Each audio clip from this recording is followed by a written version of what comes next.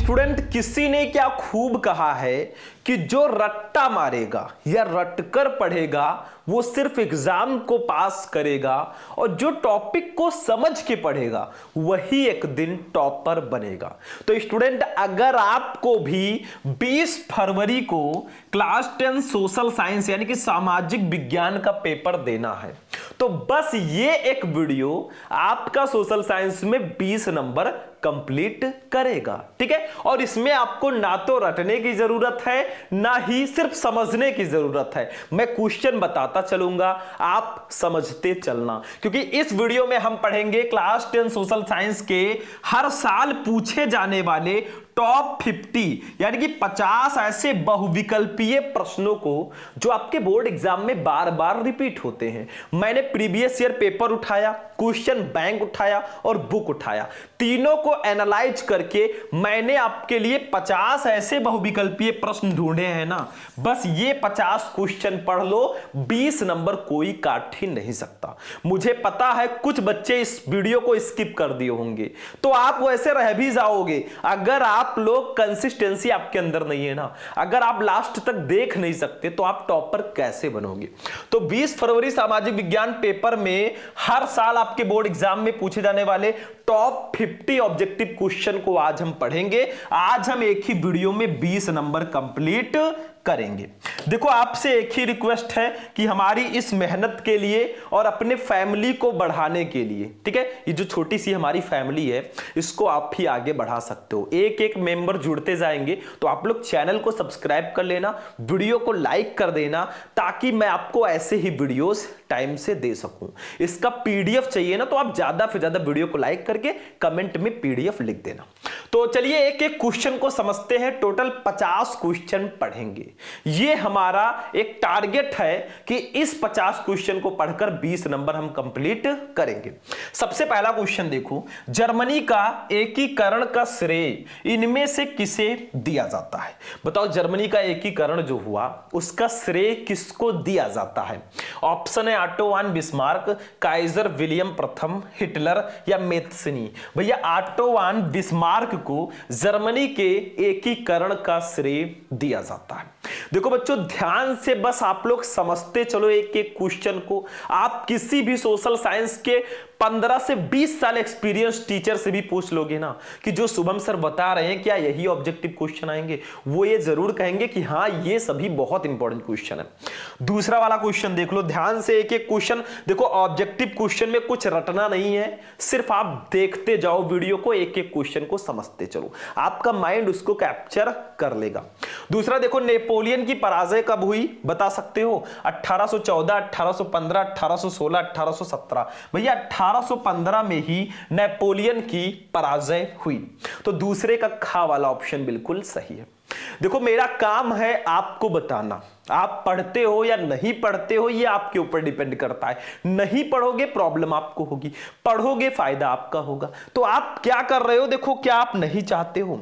आप नहीं चाहते कि हमारे भी घर पर वो मीडिया आए माइक लेकर कि बेटा कैसे आप 95% लाए, कैसे टॉपर बने? क्या आप नहीं चाहते हो कि हमारे पेरेंट्स जो इतनी मेहनत से फीस दे रहे हैं उनका भी सीना गर्व से चौड़ा हो जाए कि मैंने एक शेर को पैदा किया है? तो मेहनत कर लो, आपके पास समय है, आप टॉपर बन जाओगे। कोई भी टॉपर को ये नहीं लगता कि मैं टॉपर बन जाऊंगा, लेकिन बाद में वो टॉपर बन ही जाता है। ठीक है, हर टॉपर यही कहता है। तीसरा, ऑटो वान बिस्मार्क का संबंध किस देश से था?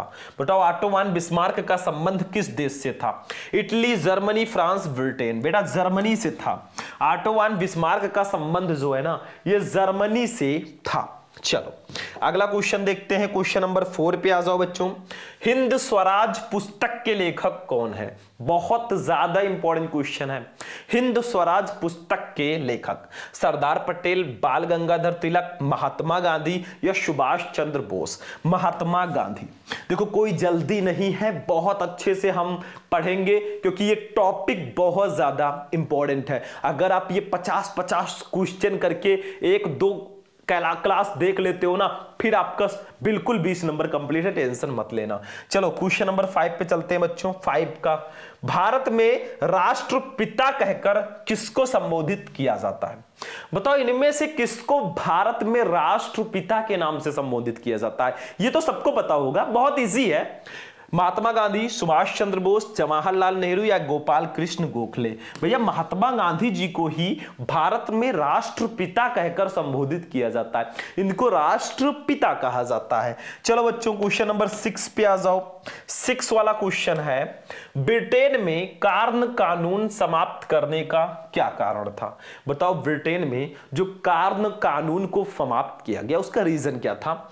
जनसंख्या में वृद्धि, कृषि उत्पादों में अधिकता, कॉर्न आयात पर नियंत्रण, उद्योगपतियों एवं शहरी लोगों का विरोध। बस यही रीजन था।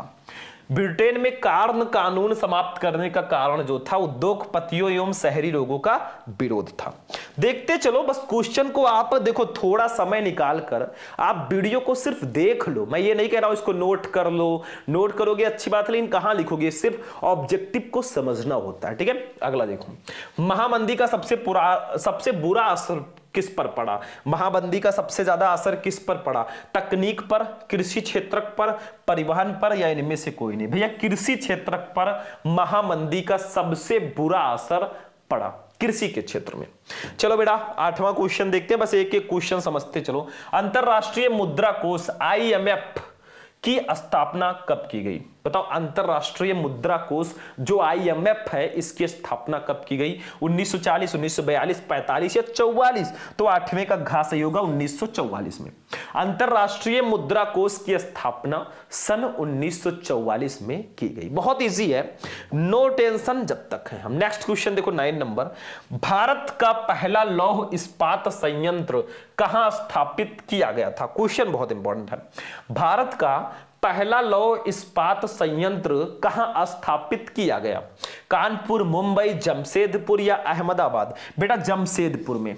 देखो भारत का पहला लौह इस्पात संयंत्र जो है जमशेदपुर में स्थापित किया गया। चलो फटाफट आगे बढ़ो, बस वीडियो को लाइक करते हुए चलो, थोड़ा हमें भी मोटिवेशन मिले। बाकी आपकी तैयारी तो ऐसे करा देंगे ना कि इस बार आप भी टॉपर बनकर आओगे। बिल्कुल टेंशन फ्री रहो, जब तक है आपका भाई शुभम, बिल्कुल ना लो टेंशन। 18वीं शताब्दी के अंत में नए युग का पहला प्रतीक माना गया। बताओ 18वीं शताब्दी के अंत में नए युग का पहला प्रतीक किसको माना गया?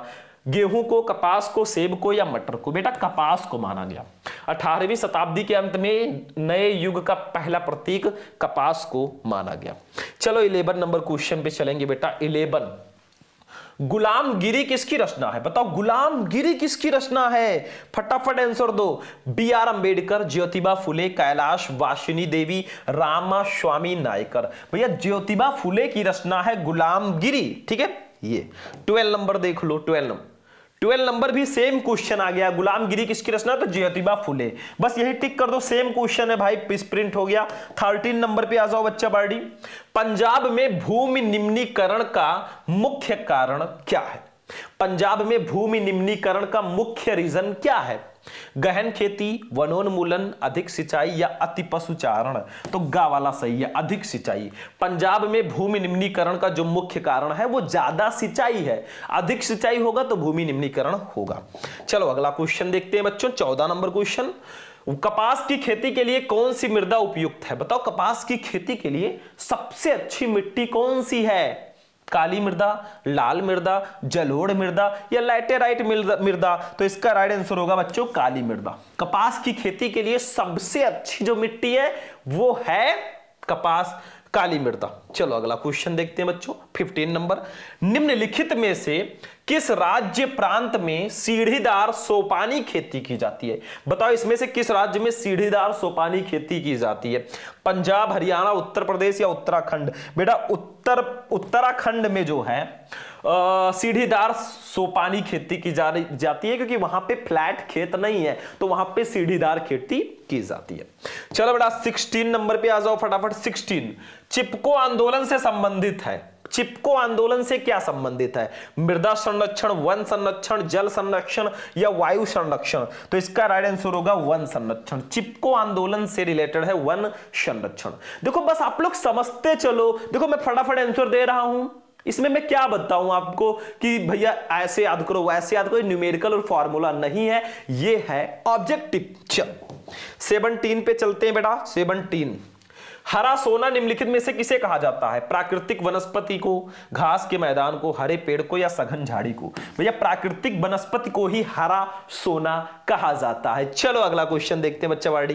क्वेश्चन नंबर 18, बांधों को भी कहा जाता है, बांधों को और क्या कहा जाता है? बहुउद्देशीय परियोजनाएं, जल स्रोत, बाढ़ नियंत्रण का उपाय या जल का भंडार? तो इसका राइट आंसर होगा बच्चों बहुउद्देशीय परियोजनाएं। बांधों को बहुउद्देशीय परियोजनाएं भी कहा जाता है। चलो 19 पे चलते हैं। 19 क्वेश्चन, जलमंडल का कितना प्रतिशत भाग समुद्री जल के रूप में उपलब्ध है? बताओ जलमंडल का कितना परसेंट भाग समुद्री जल के रूप में उपलब्ध है? 95%, 96%, 97.5% या 98%? बेटा 97.5% भाग जो है वो समुद्री जल के रूप में उपलब्ध है।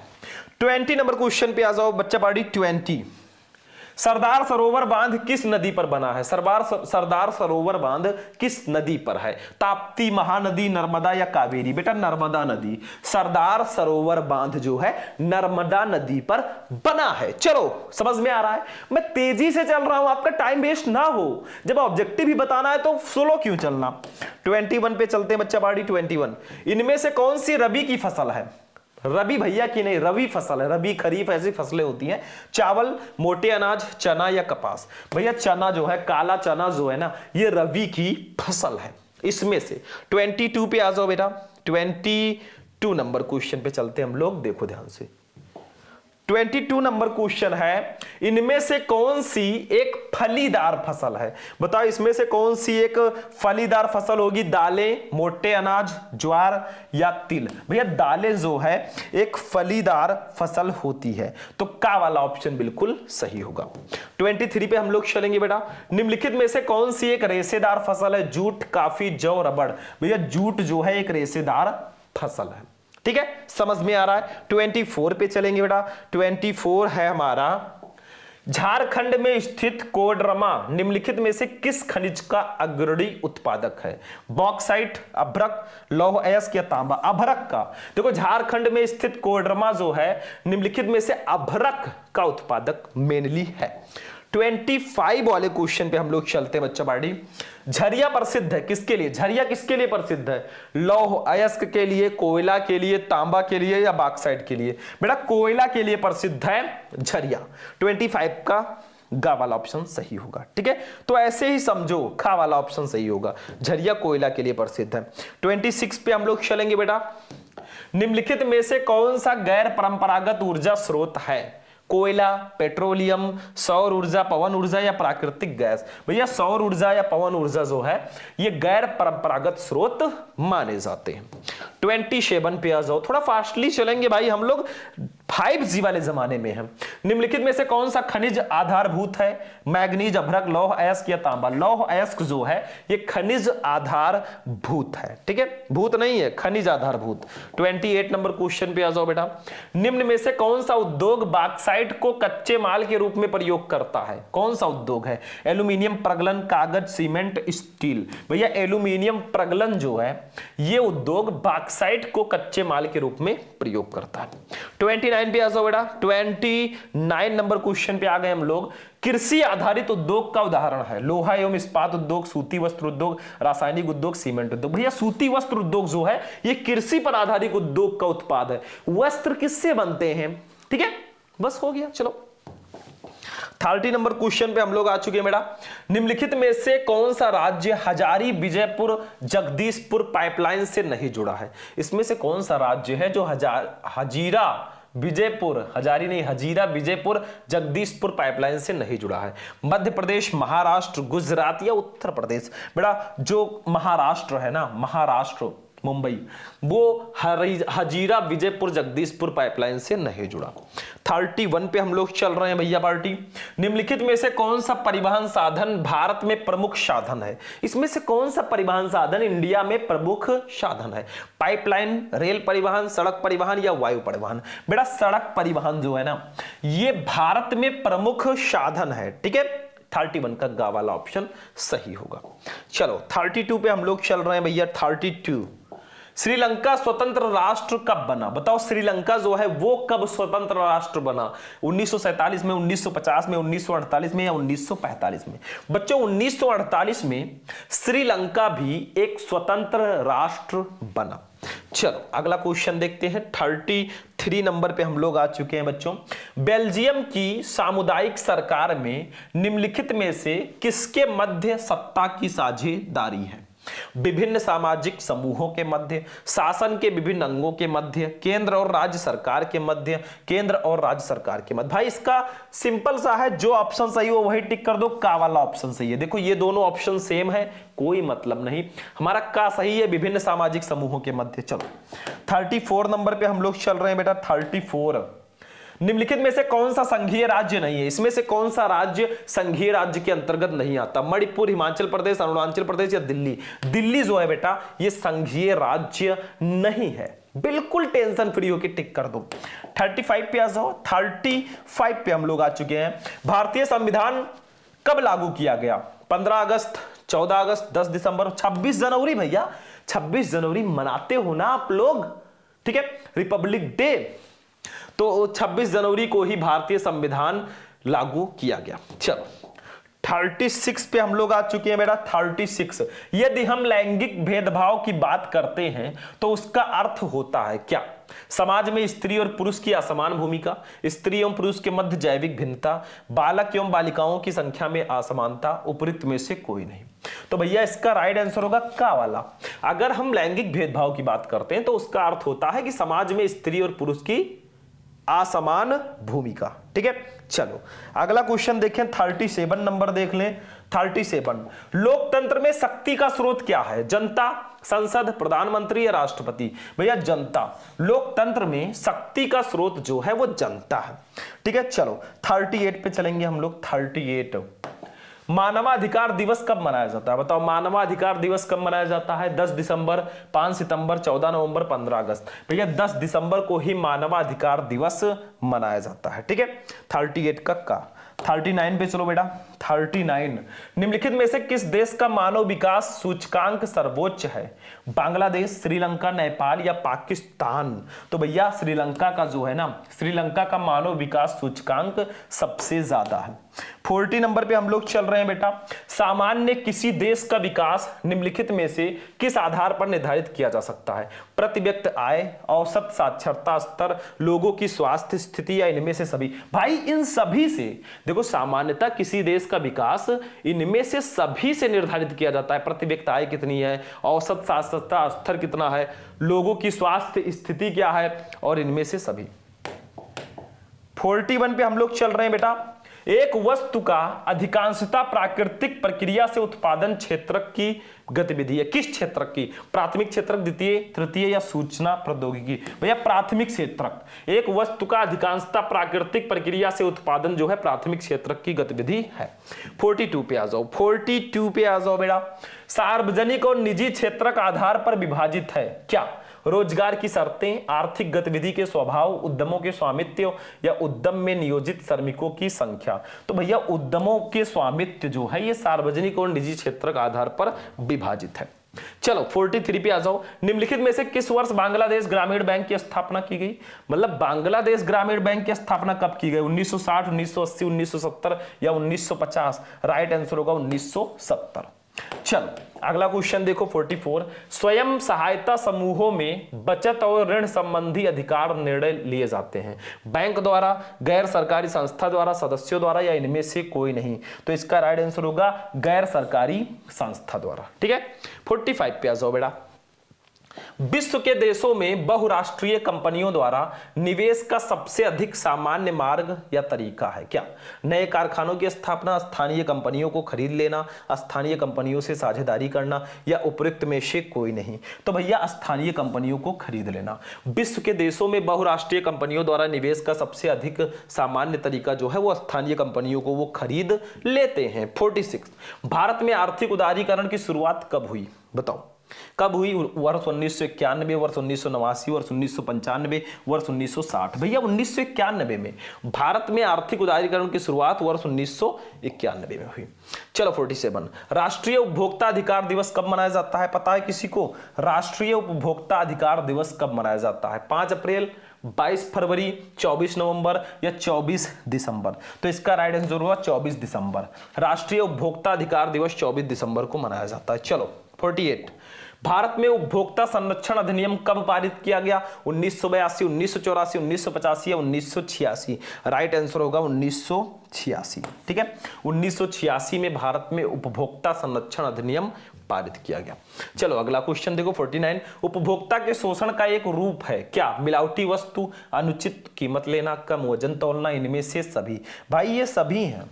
देखो उपभोक्ता के शोषण में मिलावटी वस्तु भी दे दिया जाता है, अनुचित कीमत भी लेते हैं, कम वजन तौलते हैं, ये सब होता है। ठीक है, 50 और लास्ट क्वेश्चन है, संयुक्त राष्ट्र में उपभोक्ता सुरक्षा हेतु संयुक्त राष्ट्र के दिशा निर्देशों को कब अपनाया? 1984 में, 1985 में, 1986 में, 1987 में? तो बेटा 1985 में संयुक्त राष्ट्र ने उपभोक्ता सुरक्षा हेतु संयुक्त राष्ट्र के दिशा निर्देशों को 1985 में अपनाया।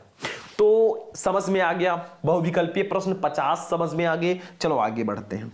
तो स्टूडेंट फाइनली आज का हमारा क्लास यहीं पर फिनिश होगा। हमने आज आपको बताया क्लास 10 सोशल साइंस के top 50 most important objective question. इस वीडियो को देखने के बाद आपका समझ लो 20 नंबर कंप्लीट है।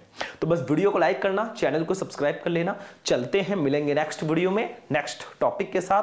तब तक के लिए बाय बाय।